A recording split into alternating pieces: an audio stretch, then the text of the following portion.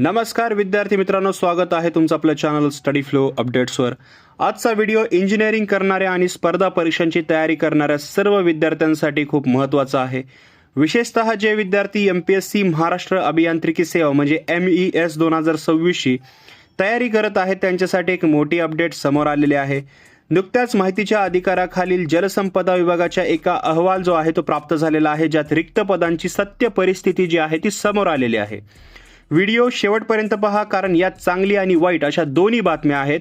चॅनलवर नवीन असाल सबस्क्राइब नक्कीच करा। तसेच आर्टिकल रीड करण्यासाठी लिंक डिस्क्रिप्शनमध्ये आहे। तसेच ऑफिशियल डॉक्युमेंट्स आणि PDF मिळवण्यासाठी आणि डेली अपडेट व्हिडिओच्या आधी मिळवण्यासाठी WhatsApp आणि टेलिग्राम ग्रुप जॉईन करायला विसरू नका। लिंक डिस्क्रिप्शनमध्ये दिलेली आहे। आता मित्रांनो, तुम्ही स्क्रीनवर पाहू शकता, हे महाराष्ट्र शासनाच्या जलसंपदा विभागाचे 10 मार्च 2026 चे अधिकृत पत्र आहे। यामध्ये सहाय्यक अभियंता श्रेणी 2 या संवर्गातील रिक्त पदांची आकडेवारी दिलेली आहे। शाखानिहाय रिक्त पदे इथं दिलेली आहेत। जर त्याची माहिती पाहिली तर बघा, स्थापत्य म्हणजे सिव्हिल इंजिनिअरिंगमध्ये सर्वात जास्त म्हणजे तब्बल 412 जागा रिक्त आहेत। मेकॅनिकल इंजिनिअरिंगच्या 19 जागा रिक्त आहेत। इलेक्ट्रिकल इंजिनिअरिंगच्या 28 जागा रिक्त आहेत। ही आकडेवारी पाहिल्यास एक गोष्ट स्पष्ट होते की विभागात मनुष्यबळाची मोठी कमतरता आहे आणि जागा मोठ्या प्रमाणावर उपलब्ध आहेत। आता विद्यार्थ्यांसाठी धक्कादायक बाब काय आहे याच्यामध्ये, तर ती रिॲलिटी चेक करूया आपण। पत्रातील तक्त्याच्या खालील ओळीवर लाल रंगाने अंडरलाईन किंवा हायलाईट तुम्ही पाहू शकता किंवा तुम्ही तिथे वाचू शकता। रिक्त जागा तुम्हाला बघून आनंद झालाच असेल, पण थांबा, या पत्रात खाली एक अतिशय महत्त्वाची आणि गंभीर ओळ लिहिलेली आहे।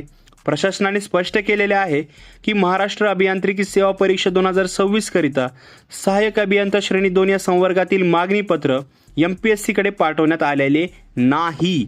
याचा सरळ अर्थ असा होतो की जागा जरी रिक्त असल्या तरी जलसंपदा विभागाने अजून MPSC कडे या जागा भरण्यासाठी अधिकृत मागणी केलेली नाहीये। त्यामुळे 2026 च्या परीक्षेत या जागा लगेचच भरल्या जातील की नाही यावर सध्या तरी मोठा प्रश्नचिन्ह जे आहे तो उभा राहिलेला आहे।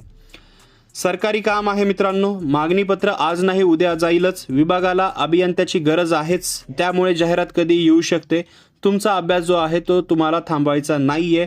फक्त एकाच विभागावर किंवा एकाच परीक्षेवर अवलंबून राहू नका। केंद्र सरकारच्या SSC JEE RRB JEE या परीक्षांची तयारी सुद्धा सुरू ठेवा। यासोबतच राज्यातील इतर विभाग जसे की सार्वजनिक बांधकाम विभाग, महानगरपालिका, जिल्हा परिषद आणि म्हाडा यांसारख्या परीक्षांच्या संधी ज्या आहेत त्या येत आहेत, त्या शोधत राहा। आपल्या चॅनलला सबस्क्राइब करा। स्पर्धा खूप वाढली आहे, जेव्हा अचानक जाहिरात येईल तेव्हा तयारीसाठी वेळ कमी असेल, त्यामुळे आत्ताच मिळालेला वेळ आणि अशा प्रकारचे RTI इन्फॉर्मेशन तुमचे जे खूप महिने असतील ते वाचवतील। जेव्हा जाहिरात येणार आहे तिथून तुम्हाला कमी वेळ भेटेल, पण अशा RTI इन्फॉर्मेशनमध्ये तुम्ही 4 ते 5 महिने आधीपासूनच तयारी करू शकता।